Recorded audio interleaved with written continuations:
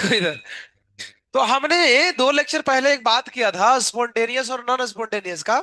उसकी आज clear cut चर्चा है कि कैसे हम किसी को बोलें कि स्पॉन्टेनियस है कि नहीं है। तो उसके लिए एक नई आइटम की हम चर्चा कर रहे हैं, उसका नाम क्या है?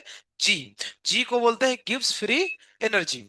इसके बारे में लिखा है कि जी की वैल्यू हम, अरे यार कैनोट लिखना था, कैन लिखा गया है, चिप चिप कर रही है। अरे टी लगा दो ना सिर्फ, कैन नॉट। जी की वैल्यू हम डिटरमाइंड नहीं कर सकते हैं। तुम्हें ध्यान में होगा यू की वैल्यू भी नहीं निकालते थे तो हमने पढ़ा डेल्टा यू। एच की वैल्यू भी नहीं निकालते थे तो हमने पढ़ा डेल्टा एच।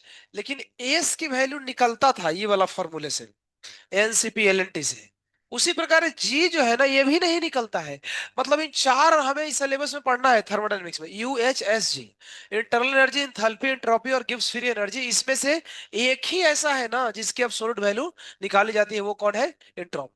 ओके, इसका मतलब जी तो नहीं निकलेगा ना, तो हम दूसरा चीज निकालेंगे। क्या निकालेंगे? Delta G. तो अगला पॉइंट यही लिखाएगा, डेल्टा जी लिखो। डेल्टा जी को क्या बोलते हैं? Change in gives free energy. तो ज्यादा कुछ नाम में चेंज नहीं है, इतना ही है कि हमको चेंज लिखना है। गिव्स फ्री एनर्जी पूरा नाम है, उसमें चेंज शब्द ऐड कर दो। हम्म, इधर देखो एक फॉर्मूला है, डेल्टा जी delta H minus T delta S. ये फॉर्मूला याद रखना पड़ेगा, देखो कैसे निकलता है। चलिए एक एक चीज लिखते हैं। ये कहलाता है, इसका लिख दिया हूं मैं नाम, ये कहलाता है चेंज इन एंथैल्पी, पता है? Change in enthalpy. ये है टेम्परेचर और इसका यूनिट लेते हैं केल्विन। केल्विन। डेल्टा इसको बोलते हैं, पता है, चेंज इन एंट्रोपी। लिखो, यही फॉर्मूला होता है, फॉर्मूला से याद करना पड़ेगा, नया हमारी जिंदगी में आया formula. Delta G is equal to delta H, minus है, प्लस नहीं है, नहीं तो गलती हो जाएगा अगर प्लस लिख दिया तो। Delta H minus T delta S.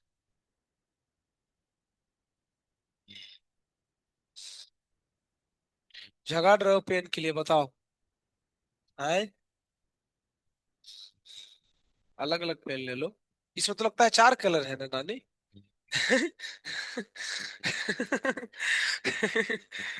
कितना, 4 है कि 5 है? 4 है ना?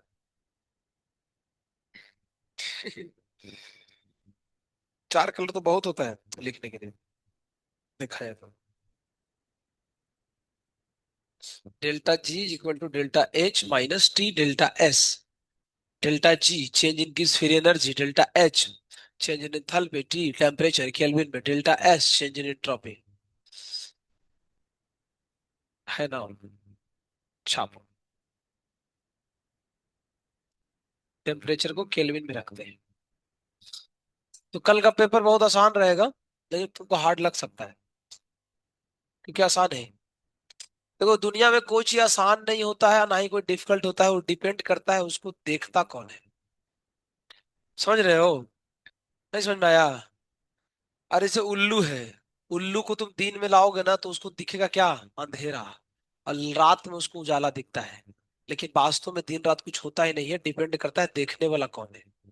उसी प्रकार क्वेश्चन ना तो हार्ड होगा, ना ही सॉफ्ट होगा, जो भी है। ठीक है, वो डिपेंड करेगा तुम्हारे ऊपर। हमको लगेगा कि आसान है, लेकिन तुमको लगेगा कि भारी है। बाकी में क्वेश्चन हार्ड सॉफ्ट कुछ होता ही नहीं है। समझ में आया ना?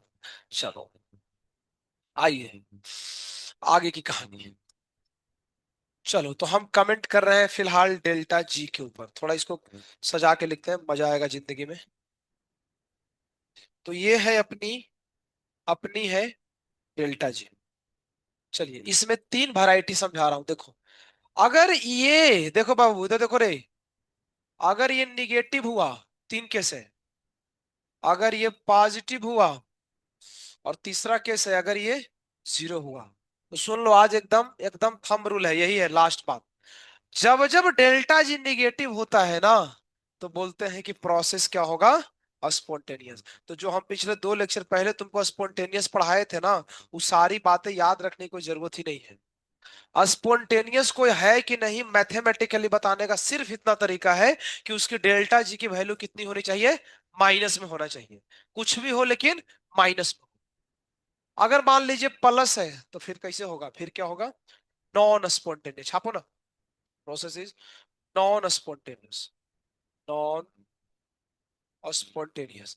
और अगर जीरो है तो कुछ बच्चा ही नहीं, इसको बोलते हैं at equilibrium, process is at equilibrium. Equilibrium मतलब आगे और पीछे क्या हो, बराबर हो रिएक्शन, उसको बोलते हैं इक्विलिब्रियम। तो तीन कहानी है जी, लिख लो जी, डेल्टा जी के तीन कहानी है।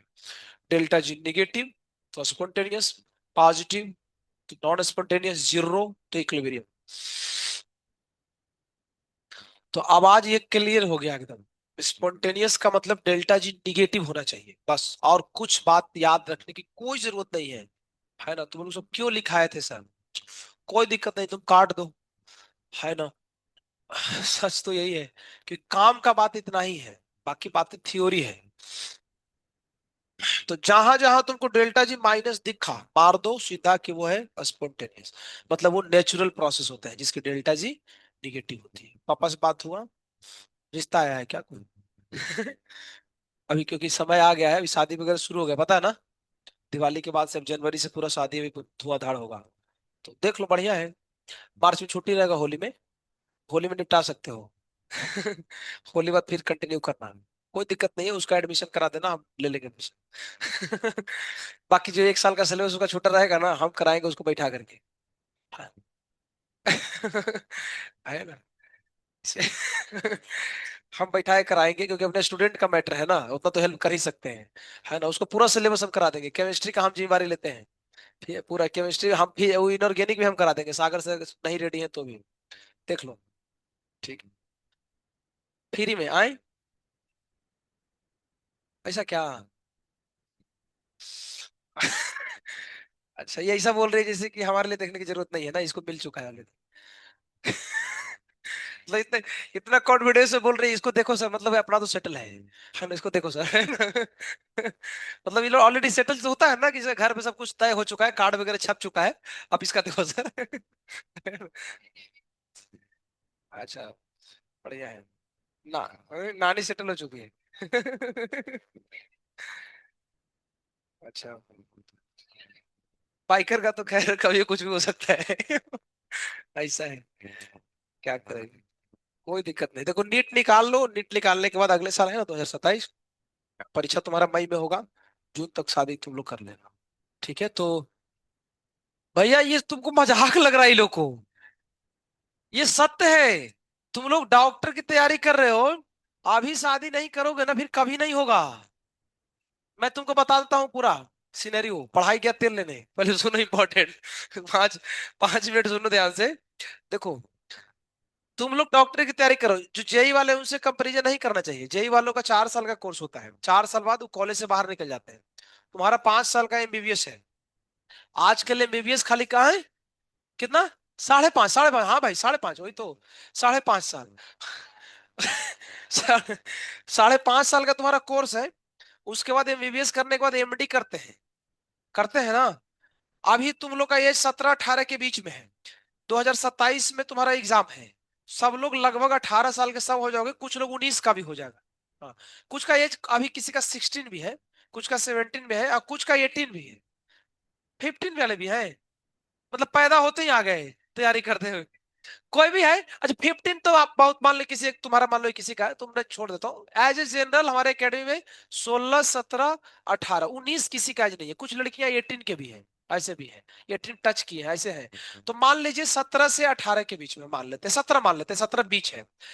अगले साल हो जाएगा तुम्हारा 18, यानी कि नीट की परीक्षा दोगे, तुम्हारा 18 साल खत्म, समाप्त। अब उसके बाद 5 साल ऐड करो, कितना हुआ, 24, 30 कैसे हो गया, 19 नौ नौ नौ 5 14, 24 साल हो गया, 24 23 खत्म होने 24 साल होता है, 24 साल हो गया। अभी एमबीबीएस तुम किए हो, 24 साल तुम्हारा एज हो गया, 24 साल एज बहुत होता है, लड़की का उम्र पता है शादी करना कितना है, 18 साल, 18 साल है। 24 साल कोई उम्र ही नहीं है शादी करने का, और उसको सबको नुकसान बताऊंगा ना। 24 साल में तुम शादी, कोई गारंटी है कि तुम एमबीबीएस निकाले उसी सर करोगे, तुमको लगा कि एमडी थोड़ा कर लेते हैं और बड़ा डॉक्टर बन जाते हैं, तो ऐसे करते करते तुम्हारा 26 हो जाएगा।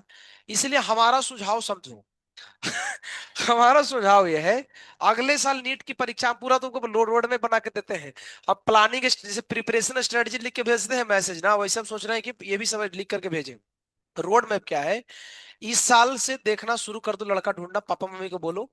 ठीक है, अभी एक साल, जब तक ट्वेल्थ है, लड़का ढूंढ लो। ठीक है, लड़के के लिए भी तुम लोग का भी है नहीं। तुम लोग सोचेगा कि लड़का ढूंढेगा तो कहां से लड़का आएगा, है ना? तो तुम लोग भी ढूंढना चालू करो, ढूंढ लो। डन। अगले साल जैसे ही नीट परीक्षा दिया, रिजल्ट आए या भाड़ में जाए, ठीक है, परीक्षा देने के बाद, मई में परीक्षा होगा, परीक्षा दे के आए, अगले दिन से सारे रस्म चालू हो जाने चाहिए, है ना?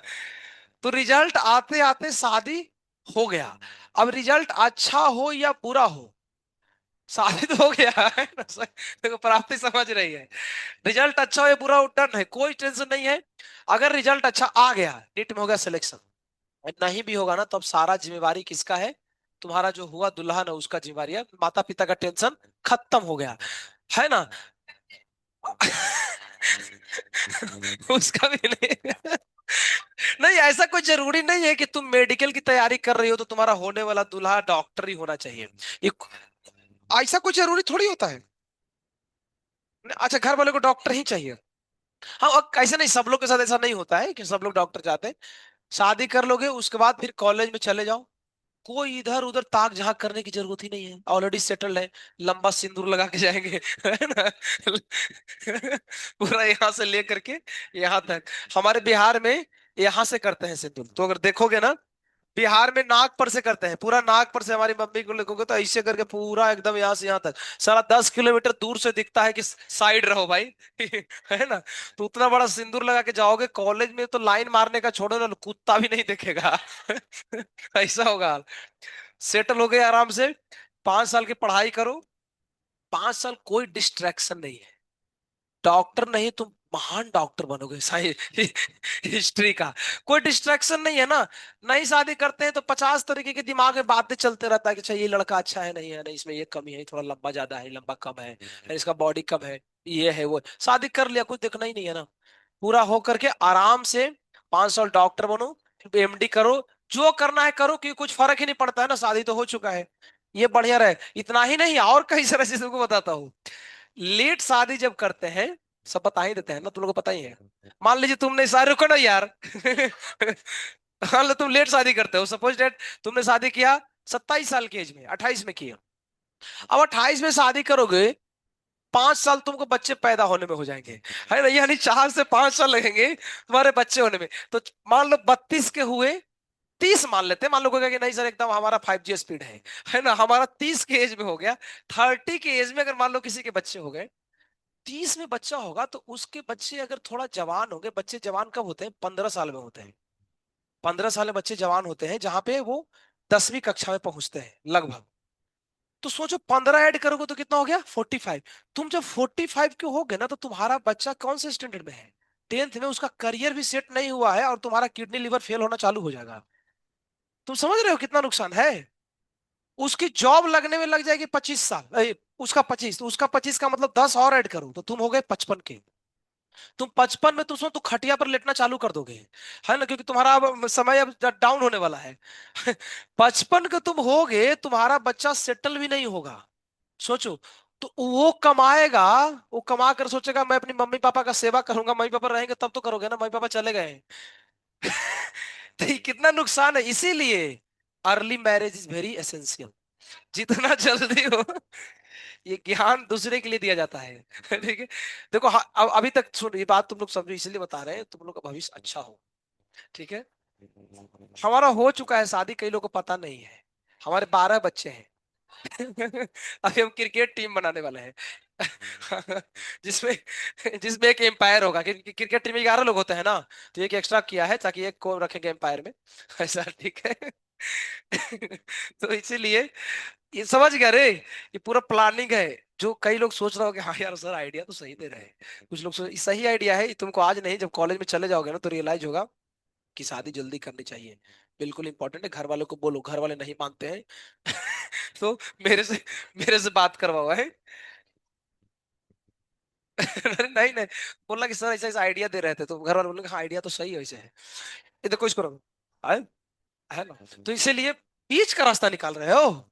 बाप रे बाप, बीच का रास्ता बहुत खराब होता है। चलो देखो, तो ये सब तुम लोग कर सकते हो जिंदगी में। आओ जी। देखो, तो हमने बोला डेल्टा जी निगेटिव है तो स्पॉन्टेनियस पॉजिटिव है तो नॉन स्पॉन्टेनियस, और ये है तो ये। चलो आगे देखते हैं, आगे सुनना। और क्या था रे? ठीक है, हाँ, आगे। और फिर हैशटैग लगाओ, एक और बात बताता हूं। लिखो, एट इक्विलिब्रियम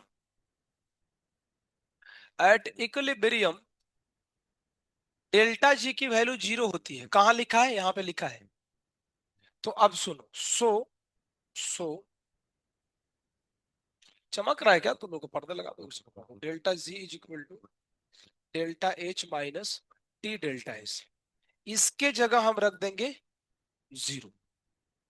इसकी जगह रख देंगे जीरो। तो delta H is equal to T delta S, ठीक है। तो यहां से टी की वैल्यू आ जाएगी delta H upon delta S. इस टी को बोलते हैं equilibrium temperature. Equally equally equilibrium temperature symbol होता है T E. This is the equilibrium temperature. देखो कैसे हमने पूरा उसको डिराइव किया है, उसको समझो। सो गया ही लो।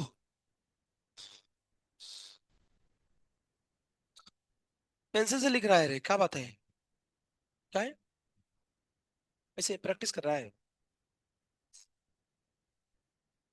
कर्टन खोल दे। अच्छा, तू चमक रहा है क्या? और देखो थोड़ा चमक रहा है, मैं बोला ना चमकता है थोड़ा सा। सही है। और चमक रहा है। अरे तुमको ठंडा लग रहा है? कर्टन ओढ़ी हुई है। चादर लेके आया करो घर से।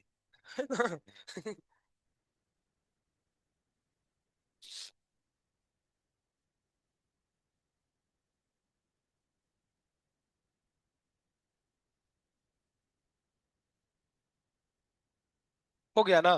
तो देखो, इसमें लिखा है कि इक्विलिब्रियम पे डेल्टा जी की वैल्यू जीरो होती है। तो इस फॉर्मूले में जीरो रख दोगे तो क्या होगा देख। डेल्टा एच किसके बराबर हो जाएगा? T delta S. तो टी की वैल्यू कितना आएगी? Delta H upon delta S. इस टी की वैल्यू को पता है क्या बोलते हैं? दिस इज द टेम्परेचर, और इसको बोलते हैं इक्विलिब्रियम टेम्परेचर। चलो, तो आ सकता है फाइंड इक्विलिब्रियम टेम्परेचर। तो क्या होता है? Delta H upon delta H. रटने की जरूरत नहीं है, ये पूरा सिस्टम आना चाहिए आगे। कुछ और बातें, ऐसी छोटी मोटी बातें हैं जो अपने को करनी है जिंदगी में। अगला फिर से करिए, आइए। अभी हमने जिंदगी में देखा था, इफ प्रोसेस इज स्पॉन्टेनियस। अगर प्रोसेस स्पॉन्टेनियस है तो हमने क्या देखा था? Delta G should be negative. चलो, तो देखो एक बहुत अच्छी बात। अभी पेन डाउन कर दो, पेन डाउन कर दो, यहाँ पे पेन डाउन कर दो, इंपॉर्टेंट बात है। स्पॉन्टेनियस हो तो डेल्टा जी क्या होगा? निगेटिव। डेल्टा जी का फॉर्मूला क्या था?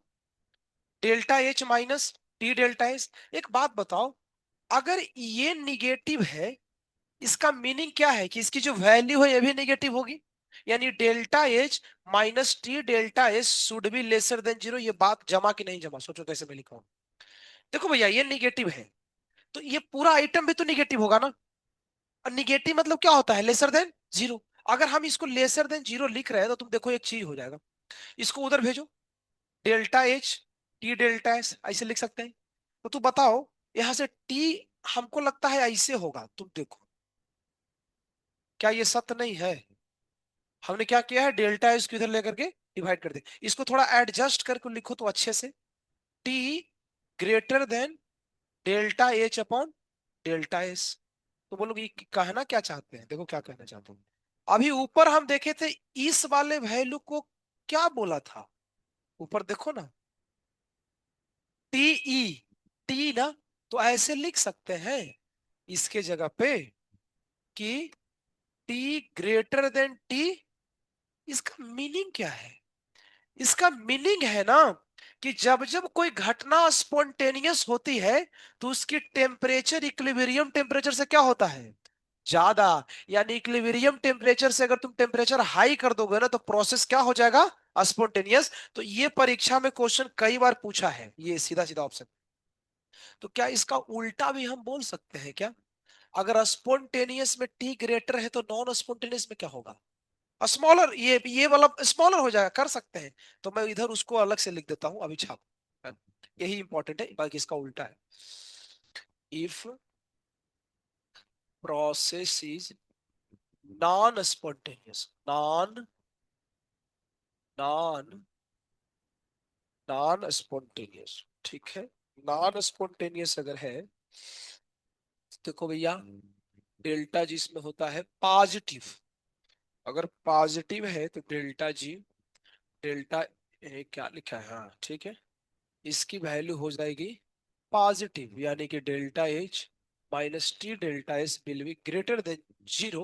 तो delta H is greater than T delta S, so T, I think, मुझे ऐसा लगता है इसमें लेसर होगा।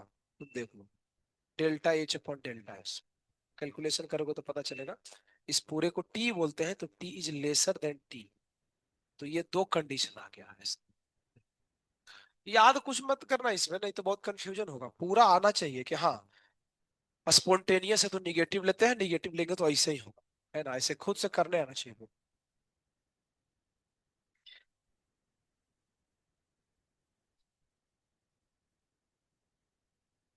हाँ। इसमें दो बात लिख भी दो मुझे। और spontaneous temperature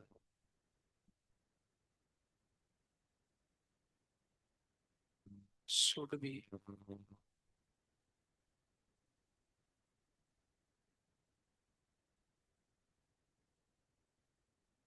higher than equilibrium temperature.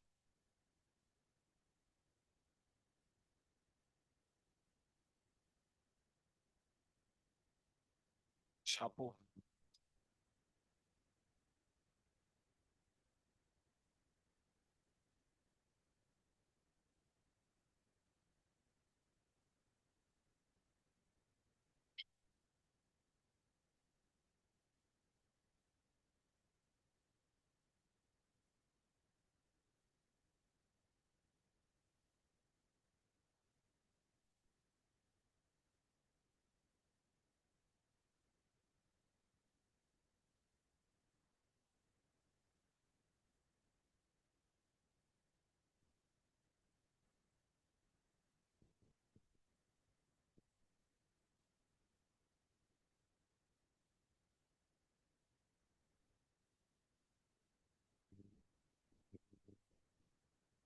अरे यार, एकाएक जल गया कैसे रे?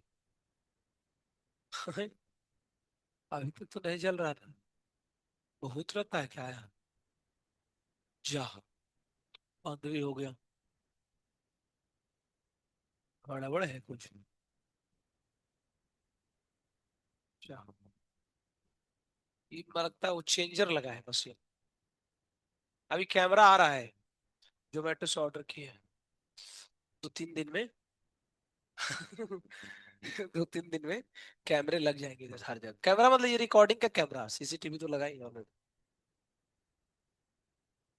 है। ये रिकॉर्डिंग के लिए, वीडियो रिकॉर्डिंग, क्योंकि ये पढ़ने में थोड़ा दिक्कत होता है। स्क्रीन से आगे पीछे चलता है ना, हम बोलते हैं तो बोलने के बाद दिखाता है, तो लैग करता है। दिक्कत ये है। तो यही इतना बात ध्यान रख लोगे तो तुम्हारा जीवन पार हो जाएगा। डेल्टा जी निगेटिव है तो ऐसा होता है।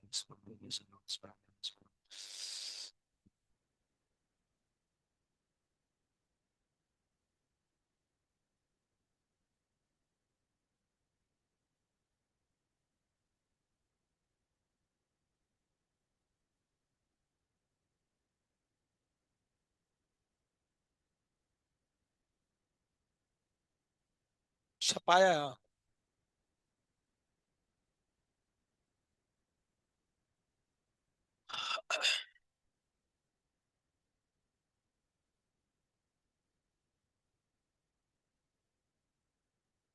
क्या है? चल, क्या बोल रही है? बोलो।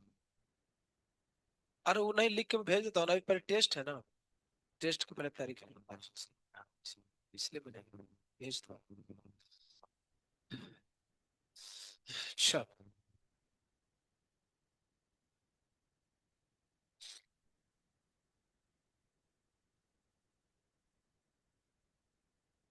ये फॉर्मूला तो सबको याद होगा, केमिकल इक्विलिब्रियम में बताए थे, फिर से मैं एक बार रिकैप में देता हूँ।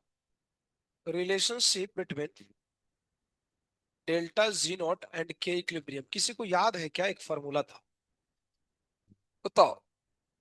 डेल्टा जी नॉट और के इक्विलिब्रियम के बीच एक छोटा सा फॉर्मूला आया था ऐसे, delta G not is equal to minus, याद आया? बोलो। 2.303 R T log K equilibrium. ये केमिकल इक्विलिब्रियम पढ़ाए थे, तो वास्तव में यहाँ पे आकर के केमिकल इक्विलिब्रियम और थर्मोडायनेमिक्स एक दूसरे से मैच करता है, चल, है ना? तो यहाँ पे पता चलता है कि डेल्टा जी थर्मो ने दिया है और के इक्विलिब्रियम इक्विलिब्रियम ने दिया, दोनों चैप्टर यहाँ पे आकर के कोलैब कर जाता है इस पॉइंट। ऑलरेडी हम पढ़ा चुके हैं इसको केमिकल इक्विलिब्रियम में, तो इधर खाली लिख लो, कोई ज्यादा चर्चा करने की जरूरत नहीं है। आर के बारे में पता होगा, यहाँ पे आर की वैल्यू 8.314 जूल पर मोल पर केल्विन लेते हैं। टेम्परेचर अपने को जिंदगी में पता है, टेम्परेचर तो एक ही चीज है, केल्विन ही, हर जगह पूरी केमिस्ट्री में केल्विन ही चलता है। क्या ये अपने को पता है जी, इक्विलिब्रियम कांस्टेंट बोलते हैं, लिखने की जरूरत है नहीं, फिर भी लिख देते हैं क्योंकि तुम लोग भुला गए हो। लिख लो इसको।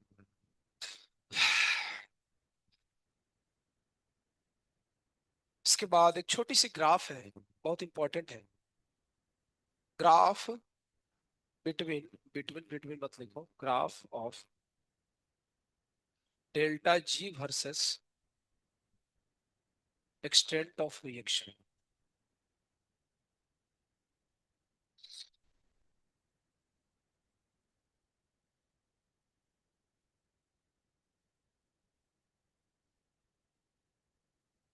यहाँ है डेल्टा जी। हरे राम, हरे राम, राम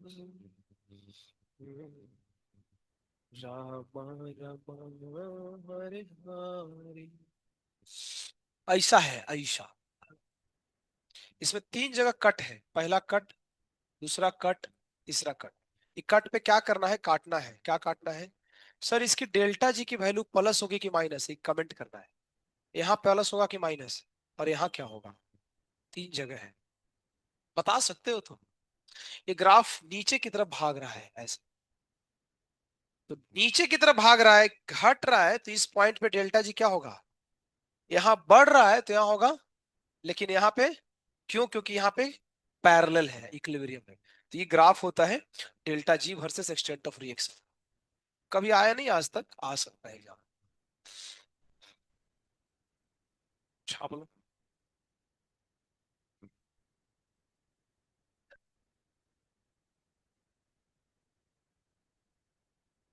डीबीपी आज भेजूंगा 30-35 सवाल का, यानी कल की क्लास में पढ़ाई होगा, कल कहानी नहीं होगी। क्योंकि आज 30 क्वेश्चन हम डीबीपी भेजेंगे तो उसकी एनालिसिस कर लेना ही पड़ेगा, कल पढ़ाया पढ़ाना पड़ेगा।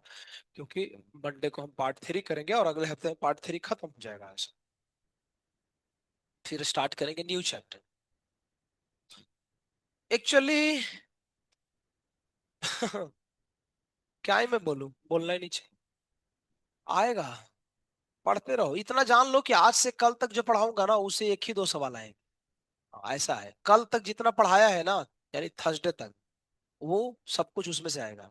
आज और कल में जो पढ़ाऊंगा उससे थोड़े बहुत एक दो सवाल रहेंगे, तो बस आप ध्यान दो खाली इस पे। बाकी प्रैक्टिस अगर करना है तो उस बाकी के पुराने की जो 6 डीपीपी है उनको अच्छे से करना। आइलैंड का भी कल मैंने भेज दिया था, है ना रे? कुछ लोगों ने चालू कर दिया है, तो चालू कर लो, उसमें से बना सकते हो।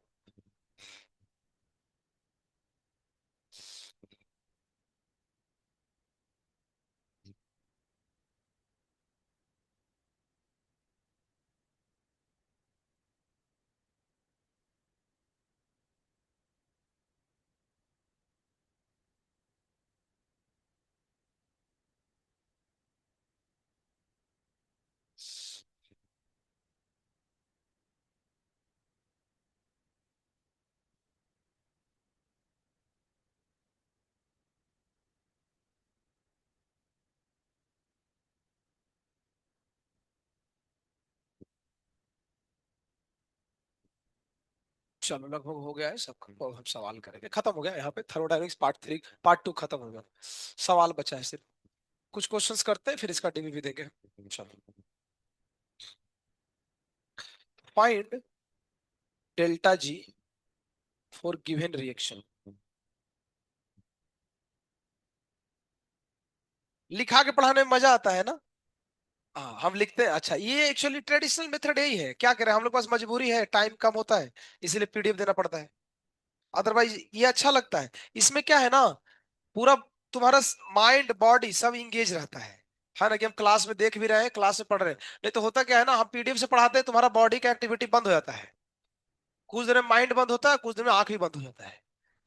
ये हाल होता है। तो ये तो तरीका तो ये पढ़ाने का, क्या किया जाए, हम लोग को समस्या हो जाता है, समय का प्रॉब्लम आता है, इसीलिए पीडीएफ से पढ़ाना पड़ता है। ये जिसमें अच्छा लगता है, हमें भी लिखने में अच्छा लगता है, अभी लिखते रहो, तुम लोग भी लिखो, साथ साथ पढ़ना चाहिए, कोई दिक्कत नहीं है। कैलकुलेट। अब इसके आगे मोस्टली मैं नेक्स्ट वीक में लिख के ही पढ़ाऊंगा, कवर हो गया है। थोड़ा बहुत लिखने के लिए पीडीएफ भेजेंगे। क्या ही मैं एक ही चीज को 5 बार लिख रहा हूँ, ऑलरेडी लिखा गया है, फिर क्यों लिख रहा हूँ। लिख दिया क्या तूने? बढ़िया। At 700 kelvin delta H is equal to -113 kilo joule per mole. Delta S is equal to -145 joule per mole. Joule per kelvin पर मोल, हाँ, जूल पर केल्विन पर मोल। यही सवाल है, बताओ जी, बताओ। क्वेश्चन ऐसे पूछता है, कोई रिएक्शन दिया है और रिएक्शन का डेल्टा जी निकालना है, सीधी सी बात है। फॉर्मूला यही लगेगी, delta G delta H -T delta S. इस फॉर्मूले में देखो क्या क्या अवेलेबल है, क्या क्या चाहिए, उसके अकॉर्डिंग डालना चालू करो।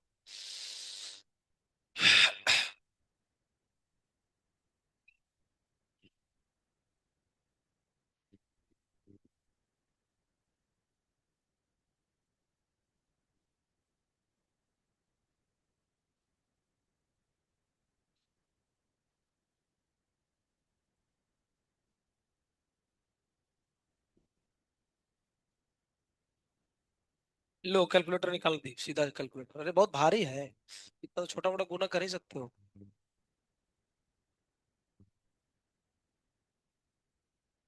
उतना धीरे धीरे क्वेश्चन लिखती है, वाह रे वाह। लग रहा है मेहंदी रख रही है। अरे क्वेश्चन है ना, मेहंदी थोड़ी रखना है, उतना धीरे धीरे रख रही है।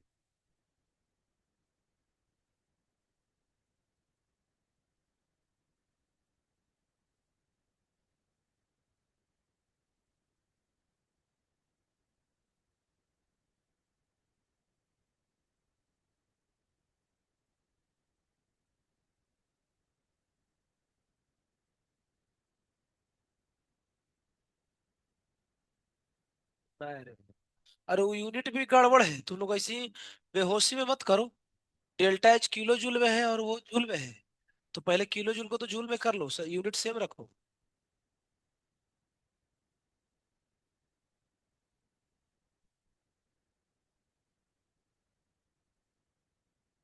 देखो बताओ डेल्टा जी कितना आएगा। आएगा।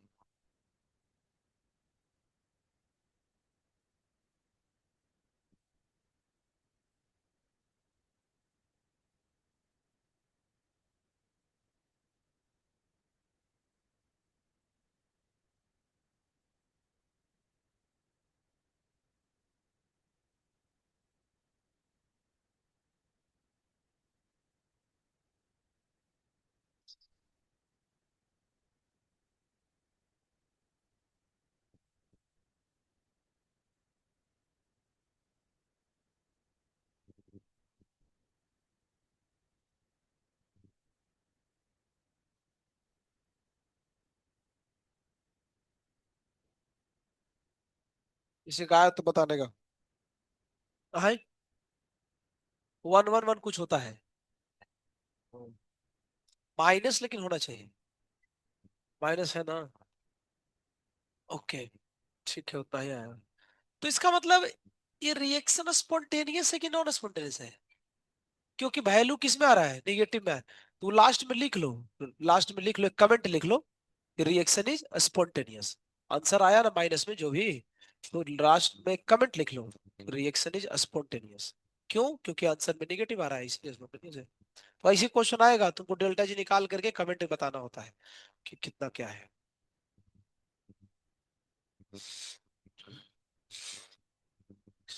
चलो, तुम लोग कर ही लिए होगे, चलो मैं एक बार फिर मैं भी कर देता हूँ।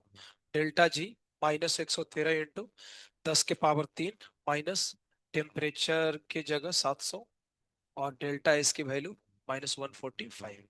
तो ये आ जाएगा -113,000 प्लस, ये कितना आता है रे, ये बोला, ये बोला 10,150 है ना? तो चलो ठीक है, इसको घटाओगे तो माइनस कुछ कुछ आएगा। ओके, तो फाइनल लिख लेंगे, रिएक्शन इज स्पॉन्टेनियस, क्योंकि डेल्टा जी की वैल्यू निगेटिव है। इधर आसान है, नहीं याद नहीं है ना? इधर पुराने वाले का कोई मैटर नहीं है, पिछला अगर छूटा भी है तो तुमको समझ में आएगा, पीछे से कोई खास लेना देना नहीं है। चलो, find equilibrium temperature, find equilibrium temperature if delta H is equal to 29.37 kilo joule per mole, and delta S is equal to 104 joule per kelvin. चलो भाई बता दो, भाग दे दो, इक्विलिब्रियम टेम्परेचर बताओ।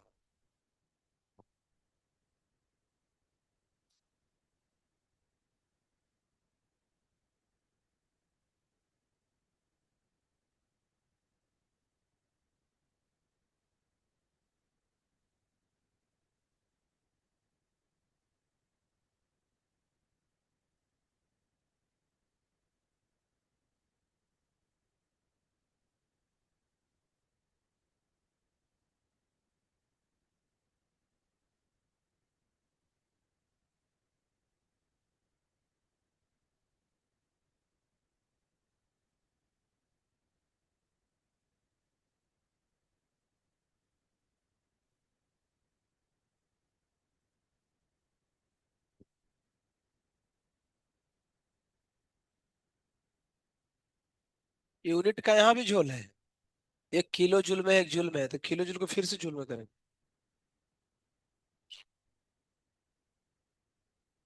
नहीं नहीं, जूल में, जूल में फाइनल आंसर जूल, परीक्षा में इसे दिया रहता है, क्या करना है।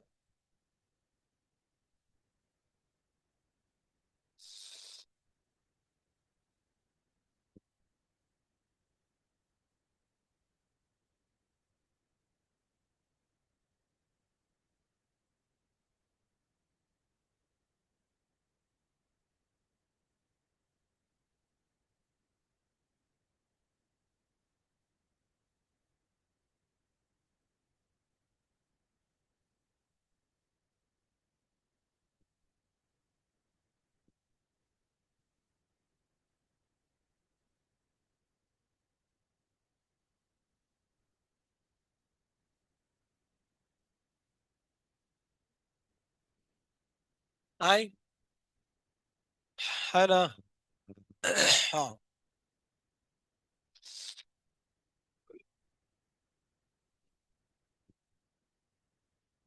तो ऐसे करेंगे ना भाई, क्या कहते हैं, क्या होता है फॉर्मूला, डेल्टा एच अपॉन, है ना, हमने किया है अभी उधर। इसको ले लेंगे उसमें 1,000 से गुना जरूर करो यार, क्योंकि इधर किलो जूल है, समझा? इधर ले लेंगे 104, जो करो भाग उग दो, कुछ काटो पीटो, कितना था? 282 क्या, केल्विन ना, टेम्परेचर केल्विन में आएगा। इसी के, इसी सवाल में पार्ट 2 है, अलग नहीं है, इसी सवाल का पार्ट 2 है। Eight which temperature reaction will become spontaneous. किस टेम्परेचर पे रिएक्शन स्पॉन्टेनियस हो जाएगा? चार ऑप्शन है। पहला 282.4 केल्विन, 282.3 केल्विन, तीसरा 281.4 केल्विन, एंड चौथा 280 केल्विन। बताओ बाबू, इस चार टेम्परेचर, इसी क्वेश्चन का पार्ट टू है कि किस टेम्परेचर पे ये जो रिएक्शन है वो स्पॉन्टेनियस हो जाएगा। तो कैसे बताएंगे? बताओ, बताइए। अभी हमने बताया था कि अगर स्पॉन्टेनियस होना है तो टी किससे बड़ा होना चाहिए? तो तुम लोग कोई ऑप्शन में बड़ा है ही नहीं, है ना? तो सुन लो, बात सत्य है। अभी सुनो, मैं पूरा एनालिसिस देता हूँ, बोर्ड पे ध्यान देना, नहीं तो क्वेश्चन में एलन की सीट में सवाल है, डाउट हो जाएगा। चलो मैं एक चौथा ऑप्शन बना लेता हूँ, पांचवा। पांचवा ऑप्शन में ले लेता हूँ 285 केल्विन। कौन आंसर होगा? ये होना चाहिए। लेकिन जब सवाल में ये ऑप्शन ना हो तब हम कौन टिक करेंगे? सुन लो, जब क्वेश्चन में ऑप्शन पता तो चल रहा है यार इससे ऊपर जाएगा तभी होगा, क्योंकि T should be greater than T equilibrium ना। लेकिन अगर ऑप्शन में ऐसा ना हो ना, तो वो जो थ्रेशोल्ड वैल्यू होता है ना, कट टू कट वही मारते हैं, और कट टू कट कौन है? टू टू यही। अदरवाइज देखो, सत्य तो यही है कि इससे बड़ा होना चाहिए। इससे वैल्यू थोड़ा सा आगे जाएगा ना। अब थोड़ा सा का मतलब कुछ होता नहीं है, वो तो पॉइंट में भी हो सकता है ना। मान लो वैल्यू आ गया, देखना 282.39999, नहीं तो गड़बड़ा गया थोड़ा ज्यादा, मतलब क्या ले ले, फोर कुछ ले लेते हैं, 0.0000001। क्या उससे बड़ा ये नहीं है? थोड़ा है बड़ा तो चलेगा ये भी। लेकिन जब सवाल में बड़ा वैल्यू ना देना, तो जितना वो वैल्यू है उसी को टिक कर देना, ठीक है? अदरवाइज उससे बड़ा होना चाहिए, बात तो यही बोला गया है, चलेगा। तो ऐसे ऑप्शन हो तो हम ये टिक कर लेते हैं, इसको छाप लो। तो ऐसे परीक्षा में सवाल तुमसे पूछेगा। और सवाल बताते हैं।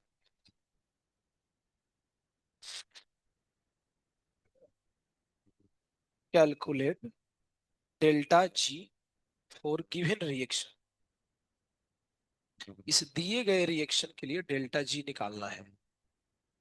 गिवन रिएक्शन में क्या है जी? देखो जी, I2H2S 2HI+S। इस रिएक्शन के लिए डेल्टा जी निकालना है। इसमें गिवन में लिखा है क्या? डेल्टा जी ऑफ HI, ये प्रश्न में दिया है, और इसकी वैल्यू दिया है 1.8 kilo joule per mole. Delta G of H2S, इसकी वैल्यू दी है 33.8 किलो जूल पर मोल। और क्वेश्चन में पूछा क्या था? Delta G for reaction. देखते हैं कौन दिमाग लगाता है, इसको कैसे बनाएंगे ऐसे क्वेश्चन। तो रिएक्शन का डेल्टा जी निकालना है, जिसके इसके भीतर के कंपोनेंट के डेल्टा जी दिए हैं। हमें लगता है कि क्वेश्चन कल किए थे क्या, लगता है जी में नहीं हम किए थे, हमने एस में किया था। ऐसा ही था ना, एस प्रोडक्ट में से उसको ये कर देते थे। तो है, लेकिन यहाँ गड़बड़ है साला, कुछ दिया सब नहीं दिया है, दो मिसिंग है, I2 और एस। I2 और एस मिसिंग है ना। तो जो मिसिंग हो ना उसको कितना वैल्यू लेना चाहिए अपने मन से? जीरो हो गया, सॉल्व खत्म।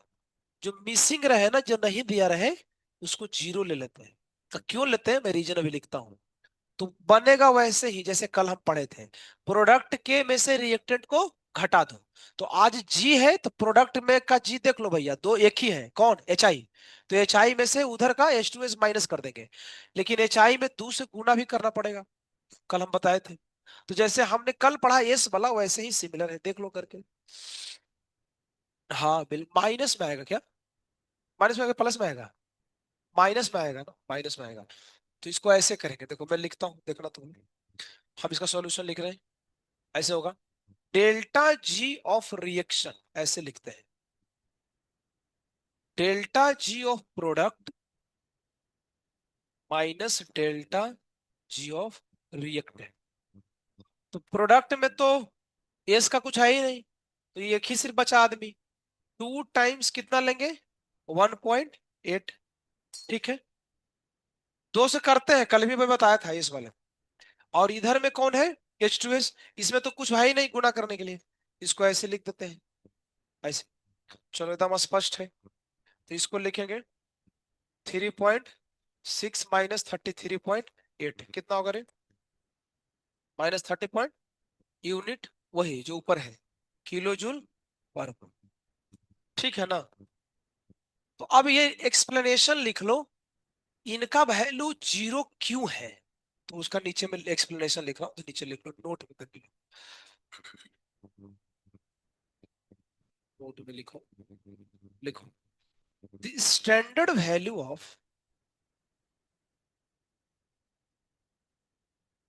स्टैंडर्ड वैल्यू यानी delta G naught of any element, any element, किसी भी एलिमेंट का इज ऑलवेज जीरो।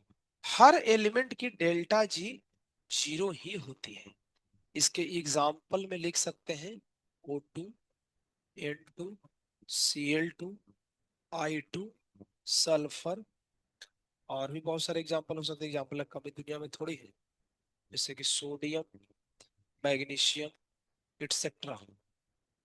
ये सबकी जो वैल्यू होगी डेल्टा जी की, ये जितने लोग हैं इस सब की डेल्टा जी जीरो होती है। इट्सेट्रा मतलब बहुत सारे हो सकते हैं, कि delta G not zero.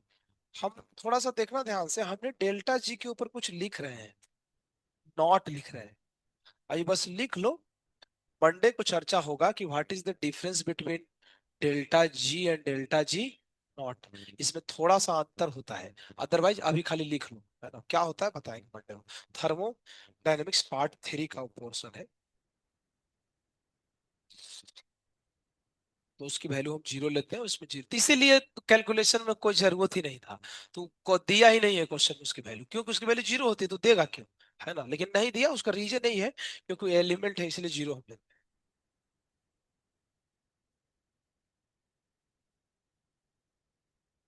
Standard value delta G of any element is always, always bill zero.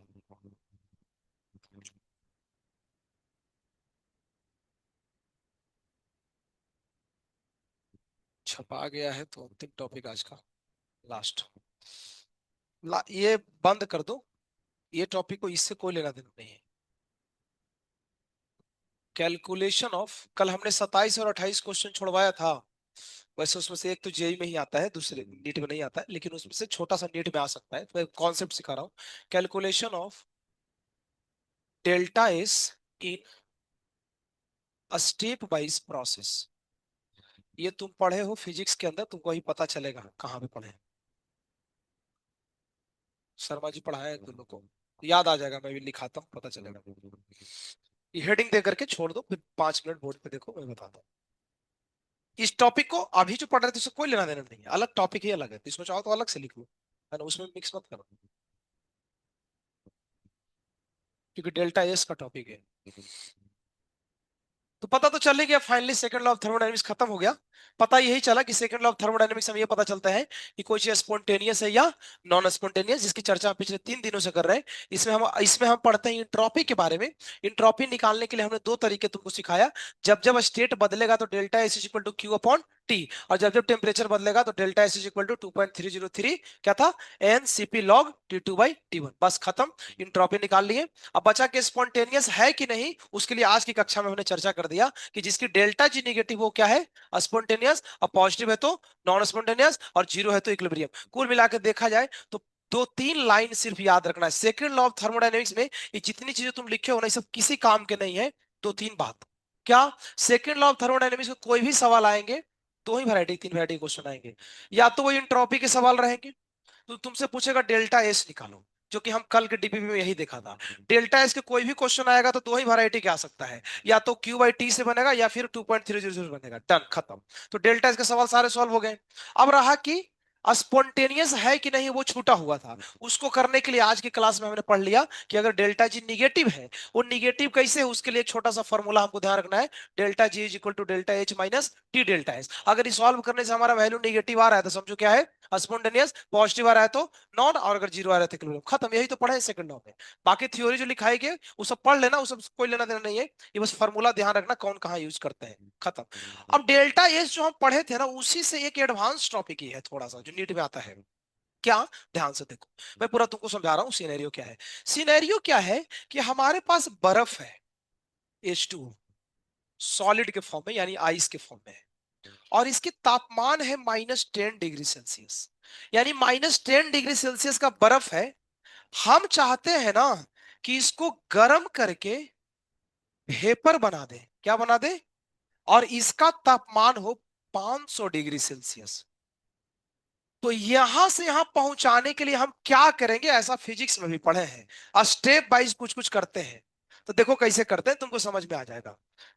देखो, सबसे पहले -10 से उठा के लाएंगे जीरो पे, है ना, -10 से उठ करके, क्योंकि जीरो होता है फ्रीजिंग पॉइंट, तो पहले यहां पे लाएंगे। देखो कैसे, हम H2O को उठाएंगे और H2O आइस को लाएंगे, लेकिन ध्यान रखना, ये -10 से जब जीरो पे आएगा तो अभी भी क्या रहेगा, आइस ही रहेगा, फिजिकल फॉर्म चेंज नहीं होगा, लेकिन टेम्परेचर बदल गया, कितना हो गया, 0 डिग्री सेल्सियस। अब जैसे ही 0 डिग्री सेल्सियस पे आएगा, अभी कहेगा बर्फ ना कि अभी रुको, अब टेम्परेचर हम नहीं बदलेंगे, अब हम खुद को बदलेंगे। तो अब बर्फ किस में कन्वर्ट होगा, पानी में। तो अगला जो ट्रांसफॉर्मेशन होगा कि ये बर्फ धीरे धीरे करके कन्वर्ट हो जाएगा H2O लिक्विड में। लेकिन यहां पे टेम्परेचर क्या रहेगा, सेम। ये तो अभी कल भी तो नहीं पढ़ रहे थे कि जब जब फेज ट्रांसफॉर्मेशन होता है वहां पे टेम्परेचर क्या होती है, कांस्टेंट। तभी तो, अच्छा, तो पता तो चल गया ना। सोचो, यहाँ पे टेम्परेचर बदला है, तो यहाँ पे डेल्टा इसका कौन सा फॉर्मूला आएगा, 2.303 log T2/T1। यहाँ पे टेम्परेचर नहीं बदला है, फेज बदला है, तो यहाँ पे डेल्टा एस कौन आएगा, Q/T। आगे बढ़ो धीरे धीरे करके, अब जीरो पे सारा पानी हमारा मिल गया। अब बोलेगा कि पानी बन गया ना, अब चलते हैं कहाँ पे लेकर के, H2O लिक्विड बनेगा, और ये कितने का बनेगा, 100 डिग्री सेल्सियस पे। आगे चलो, अब देखो, अब जितना लिक्विड है, ये सारा लिक्विड किस में कन्वर्ट होगा जी, वेपर में होगा। लेकिन जब तक कन्वर्ट होगा तब तक इनकी टेम्परेचर नहीं बदलेगी, अभी भी कितने रहेंगे, 100 डिग्री सेल्सियस। एक बात ध्यान से समझ लो, जब जब फेज बदलता है ना, तब तब टेम्परेचर क्या रहता है, कांस्टेंट। क्यों, क्योंकि हम जितना हीट देते हैं, यही तो इंट्रोपी में समझा रहे थे, जो भी हीट देते हैं वो हीट टेम्परेचर को नहीं बढ़ाता है, उनके फेज को बदलने में सब खर्च हो जाता है। तो देखो, जहां जहां ये वाला फेज बदल रहा है ना, तुम देखो टेम्परेचर क्या रहता है, कांस्टेंट रहता है। तो क्या हमारा गैस 100 डिग्री का बन गया है, हाँ। अब इनके पास एक ही रास्ता है, सारा गैस बन गया है, अब बोलेगा टेम्परेचर हम बढ़ाते हैं। तो अब इसके अगला जो स्टेप आएगा वो यहां से यहां आएगा, समझ गए ना कैसे, 100 से कहां पे चला जाएगा, 500 पे। तो देखो करना क्या था, हमको -10 डिग्री के बर्फ से 500 डिग्री सेल्सियस का वेपर चाहिए था। ये डायरेक्ट नहीं मिलता है, इसके लिए तुमको इतने स्टेप हैं। -10 से जीरो जाओ, जीरो के बर्फ को कन्वर्ट करो जीरो के पानी में, जीरो के पानी को 100 डिग्री का पानी बनाओ, फिर 100 डिग्री पानी को 100 डिग्री का वेपर बनाओ, फिर 100 डिग्री का वेपर 500 डिग्री का वेपर बनेगा। मतलब हम एक बात बोल सकते हैं कि इसमें कई स्टेप है। देखो, 1 है, 2 है, 3 है, 4 है, एंड 5th है। तो हम बोल सकते हैं कि ये जो रिएक्शन है, इसकी डेल्टा एस टोटल जो होगी ना, वो वास्तव में सम होगा किसका, डेल्टा एस पहला, delta S second, delta S third, delta S fourth, and delta S fifth. यही बात है ना। मतलब हमको यहां से यहां का डेल्टा एस निकालना है, तो डायरेक्ट नहीं निकलेगा, पूरे स्टेप के डेल्टा एस को क्या करो, ऐड कर दो। अच्छा, कैसे ऐड करेंगे, चलो फॉर्मूला लिखना चालू करते हैं, चलिए आइए तो बताना है। तो डेल्टा S1 कैसे निकलेगा सर, टेम्परेचर चेंज किए हैं, तो यहां पे कौन सा फॉर्मूला लगेगा, NCP, ई बेस में लिख रहा हूं, थोड़ा लिखना आसान पड़ता है, T2/T1, ठीक है। लिख सकते हैं, देखते जाना। यहाँ पे टेम्परेचर तो नहीं बदला है, तो यहाँ पे कौन सा फॉर्मूला आएगा, क्यू बाई टी। उस क्यू का भी स्पेशल नाम मैं लिखाया हूं। जब जब ये कन्वर्जन होता है ना सॉलिड से लिक्विड में, उस क्यू को डेल्टा एच फ्यूजन बोलते हैं। तो अच्छा रहेगा कि डेल्टा एच फ्यूजन लिखो। डिवाइड किसे करेंगे, टी से। सेकंड स्टेप तक निपटा दी। थर्ड स्टेप में देखो टेम्परेचर बदला है, फिर से कौन बदला, ये वाला फॉर्मूला लगेगा, N C P L N T2/T1। लेकिन कुछ लोग को लफड़ा हो जाएगा, कुछ लोग बोलेगा कि सर ये दोनों सेम है ना, 2 टाइम्स कर देते हैं, ये गलत है। भैया इसके लिए T2 का मतलब 0 डिग्री सेल्सियस है, और इसके लिए T2 का मतलब 100 है। ये दोनों T1 T2 सेम नहीं है, तो मैं क्या बोलता हूं ना, T1 T2 मत लिखो, कंफ्यूजन होता है। पता है क्या करो, इनिशियल लिखो और T2 को क्या लिखो, फाइनल। डाउट ही नहीं रहेगा। इसकी जगह क्या लिखो, इनिशियल, और इसकी जगह फाइनल। मतलब क्या हुआ, यहाँ का इनिशियल, यहाँ का फाइनल, यहाँ का इनिशियल, यहाँ का फाइनल। तो अच्छा रहता है। T1 T2 लिखने में लोग फिर सोचते हैं ना कि दोनों को ऐड करना है, जबकि वो T1 T2 दोनों अलग अलग है। आगे बढ़ते हैं। 3 स्टेप तक हम निपटा दिए हैं। फोर्थ स्टेप में क्या करेंगे सोचो तो। फोर्थ स्टेप में फिर से क्या है, ये है। तो अब इसमें कौन सा आएगा, हमें लगता है डेल्टा एच वेपराइजेशन आना चाहिए। क्यों, क्योंकि लिक्विड किस में कन्वर्ट हो रहा है, गैस में। आगे बढ़ो, अंतिम स्टेप बचा है पांचवा। इसमें क्या लिखे बताओ, फिफ्थ में लिखेंगे, फिर से यही लिखेंगे ना, N C P L N T2 नहीं लिख रहे हैं, TF-T इनिशियल। इसके लिए TF कितना होगा, 500 डिग्री। वैसे डिग्री नहीं रखेंगे, हमको पता है केल्विन में करेंगे। और इनिशियल कितना होगा, 100। ये सारा वैल्यू रख दोगे तो तुमको डेल्टा एस टोटल मिल जाएगा। क्या सारा वैल्यू क्वेश्चन में दिया रहेगा, जी हाँ। टेम्परेचर दिए रहेंगे, सीपी दिया रहेगा, delta H fusion, delta H vaporisation सब दिया रहेगा। सब रखोगे, इसका कैलकुलेशन करोगे तो टोटल डेल्टा एस आता है। ये पढ़े होगे फिजिक्स में। फिजिक्स में डेल्टा एस नहीं पढ़े हो, डेल्टा एच पढ़े हो, क्यू निकालने के लिए, है ना। तो काम लेकिन दोनों में सेम होता है, तो इसको छाप लो अच्छे से। ये इतना टॉपिक था, खत्म हो। इसको लिख लो आराम से। तो इसके ऊपर सवाल था कल के डीपीपी में, बनाना चाहो तो बना सकते हो, 27-28 नंबर इसी के ऊपर। बाकी मैं कॉम्बाइंड आज डीपीपी पता है कैसा दूंगा, सुनो। आज डीपीपी में देता हूं जिसमें सब कुछ होगा। मतलब स्टार्टिंग के सवाल जो होंगे ना, वो इसका होगा। मतलब 20-25 सवाल मैं इसका देता हूँ, और बाकी सवाल मैं सब दे देता हूँ टोटल जितना आज तक पढ़ाया है, ताकि एक बार तुमको रिवीजन हो जाएगा सब। तो आज का डीपीपी में ऐसे देते हैं, ठीक है। तो स्टार्टिंग में ये वाला पोर्शन होगा जो आज हम पढ़ाए हैं। तो लिख लो आज के लिए इतना ही। हरे कृष्णा। पानी वगैरह पी लो।